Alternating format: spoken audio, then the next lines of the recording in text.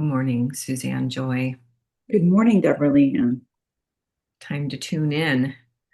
And this is a another juicy topic where we get to play with that returning non-love with love thing. Would you like to introduce our pulse? Sure. So this week's Pulse with the Gene Keys and written by Richard Rudd is moving from the shadow of half-heartedness to the gift of commitment.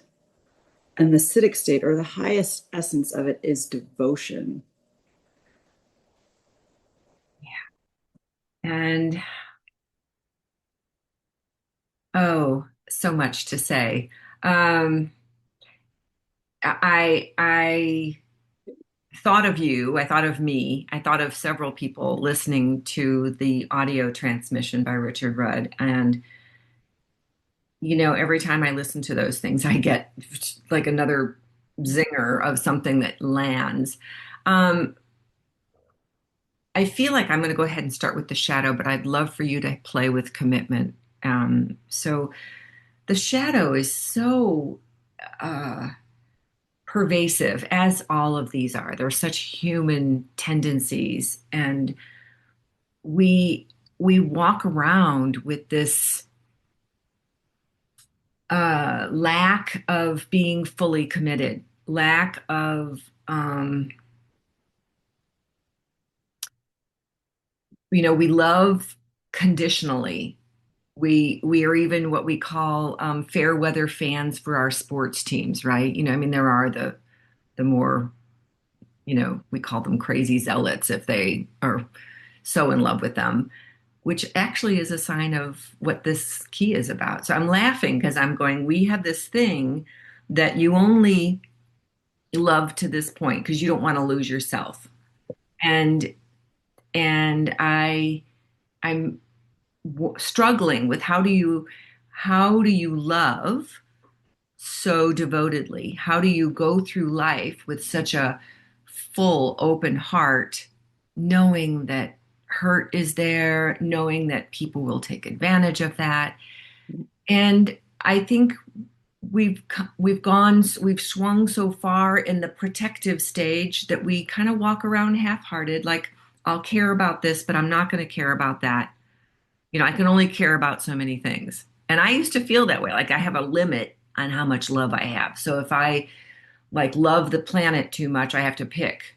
Am I going to take care of water, or am I, Mm. be a composter and take care of the soil? And I was like, wait, an open heart, there's room for all of that. So I look at half-heartedness in my daily routines. Where do I spend my time? Where do I versus do I I love the one thing that Richard says was that to be committed in this moment is our only path. So we have this, well, I have this, and this, all these irons in the fire, and I need to take care of all those. No, in this moment, am I being true to me and to life and to being love? So I don't know. Do you want to add to that? Because I feel like there's that we could talk about this topic of half-heartedness for a long time. Thoughts? Well, I think part of it is, people, all of us, really know what our dream is? What do we want to create? And are we postponing it for fear that, well, people might not get it, or you're people pleasing somebody else's dream? You don't want to let somebody else down. And so he does talk a little bit about that being an addictive behavior when we're not living our dream and we're postponing living from our heart full on. Um, By doing like it signing on creates, to a relationship or a job where we give, but we're not giving here or and not. it's not fulfilling, or it's not mm, that's where the half-heartedness is like, are you filling your well by being there, or Are you being true to yourself? Are you um, kind of there, sort of Yeah. there? I think it's like you're walking through life um, reacting instead of Responding and responding or yeah. creating Hmm. Hmm. yourself, like you creating. Yeah. Um, but Yeah. So is that something the about active or is that the repressive when you kind of let your own dreams fall aside and then you, that's the repressed. okay. You overcommit to lots of other people's whatever. I know something about that. Um, and you get locked into a life choice, a relationship, a career, whatever. So you're a victim of your own choice.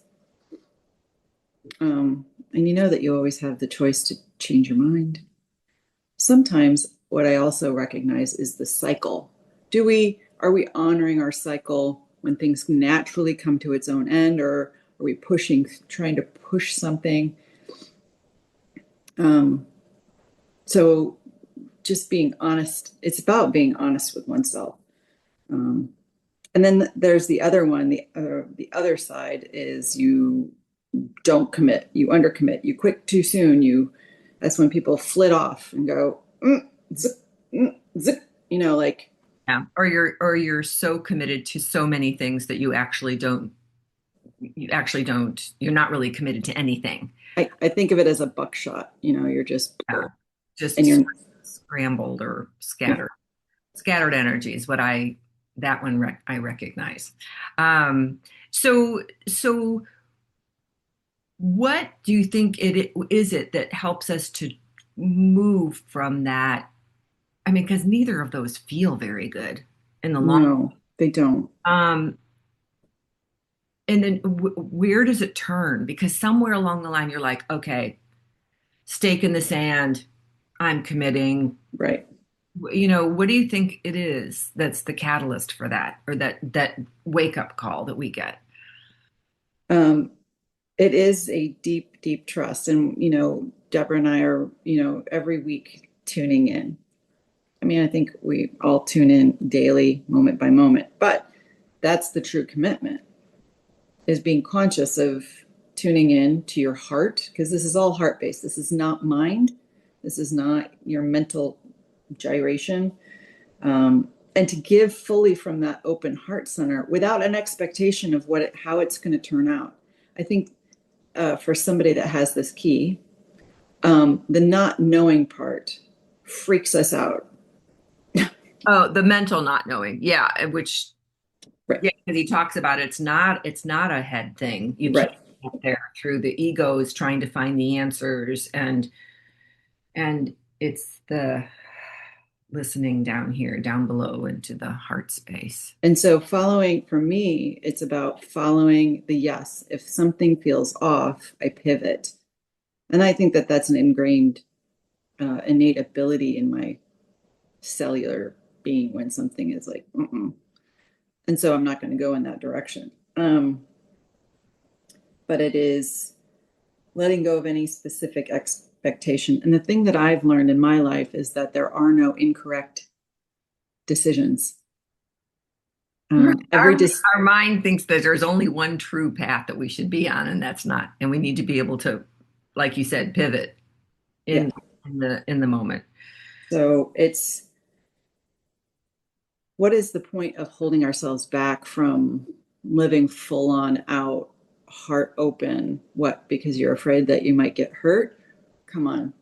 That's the totality of this human experience. Yeah. I'd rather live fully open hearted, get hurt, and realize that I'm alive than not. Right. And and one of the things that I love this, I've heard this before in several different ways, but when you are committed to something at like a 90, 95%, 99, you're not committed. It is either it's like you can't be maybe pregnant. You either are or you're not, right? Right. You either are committed or you're not. The other thing that I had heard about was that we work and work and work towards things sometimes when we get super hot, but to get to the boiling point where the water actually changes into steam, you have to get to 212 degrees in Fahrenheit world. So why is it that we think, well, I can quit at 210 because man, it's boiling, right? I mean, we're close. We're so close. I can tell it's going to boil any second. And then we stop. So it's that. And the other piece that I get from this is when you're committed, it's easier. It's like you've made the decision and now this is where you're going, versus that I listen to my words. I'm striving. Um I'm thinking about how do it's almost like you get to the 100% part and then you're on your way. It's like then it's a committed state. I hope that's making sense. So, Do you want to mention devotion? oh, absolutely. Do you want to start? Um, the only thing I can say about the Siddhic state of devotion is that you're giving completely. It doesn't matter what it is, um, but that I am surrendering to whatever is with full on heart commitment Yeah. in the moment, Each moment, each right? moment. And Yeah. so from that, we make the decision and you keep So doing it over and over. eyes of trust. That's the words that stuck out for me this time was eyes of trust. And I thought, but you're right. It's like a constant course navigation. Like, am I okay? Yep. Okay. Yep. So this might, and there's terms like blind emotion. Our culture is really not kind to people that just put their blind devotion towards something. However, it's kind of what this um, is asking for is to, completely give of self, to completely meld with, they talk about the lover and the beloved becoming one. Um, which, I by the way, oh, you want to see the mudra? This is so fantastic. Okay. And I have a card that I Oh, good. pulled. Good. Okay. So the mudra is you put your knuckles together and like you're going to make a heart sign. Everybody knows how to do that with their hands, right? And you put your thumbs together and you put it down in front of, oh, look, it's making, my computer thinks I'm making the heart sign. So you put it in front of so that your thumbs are pretty much on your sternum and you breathe into it. And it's like the love of you and the love of the universe can then meld, be as one. Mm. I love that. I'm going to do it again. Can I do it again? No, I won't Mm. do it.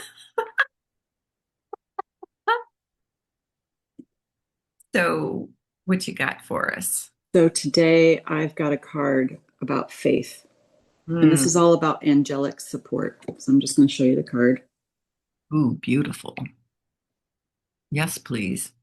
And it says, angelic support, it's time to have faith in yourself. You've reached a level of self mastery that has invited in a frequency of substantial angelic support. And the light within your soul is now connected to a network of light that illuminates your path each and every day. That feels like it would be a support system for devotion, doesn't Yep. it?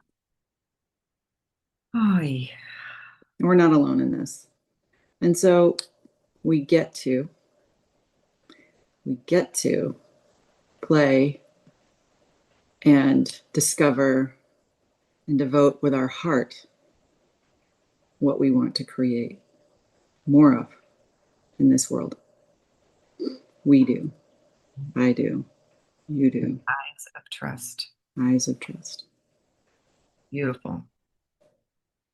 On that note, Yes, on that note, mm,